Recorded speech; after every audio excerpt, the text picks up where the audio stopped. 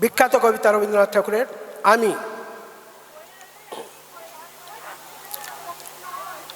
আমারই চেতনার রঙে পান্না হলো সবুজ, চুনি উঠল রাঙা হয়ে।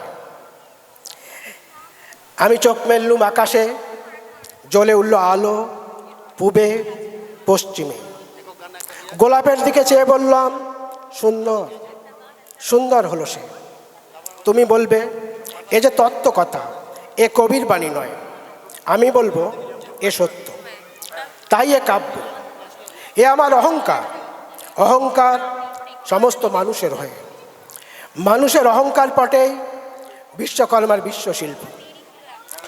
তত্ত্বজ্ঞানী জপ করছেন নিঃশ্বাসে প্রশ্বাসে, না না না, না পান্না, না চুনি, না আলো, না গোলাপ, না আমি, না তুমি। ওদিকে অসীম যিনি, তিনি স্বয়ং করেছেন সাধনা মানুষের সীমানায়, তাকেই বলে আমি। সেই আমির গহনে আলো আধারের ঘটল সঙ্গম, দেখা দিল রূপ, জেগে উঠল রস, না কখন ফুটে উঠে হলো হাঁ। মায়ার মন্ত্রে, রেখায়, রঙে, সুখে, দুঃখে। একে বলো না তত্ত্ব, আমার মন হয়েছে পুলকিত। বিশ্ব আমির রচনার আসরে হাতে নিয়ে তুলি, পাত্রে নিয়ে রং।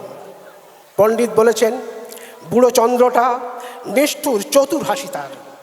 মৃত্যুদূতের মতো গুঁড়ি মেরে আসতেছে পৃথিবীর পাঁজরের কাছে। একদিন দেবে চরম টান তার সাগরে পর্বতে। মর্তলোকে মহাকালের নূতন খাতায় পাতা জুড়ে নামবে একটা শূন্য। গিলে ফেলবে দিন রাতের জমা খরচ, মানুষের কীর্তি হারাবে অমরতার ভান। তার ইতিহাসে লেপে দেবে অনন্ত রাত্রির কালি। মানুষের যাবার দিনের চোখ বিশ্ব থেকে নিকে নেবে রং।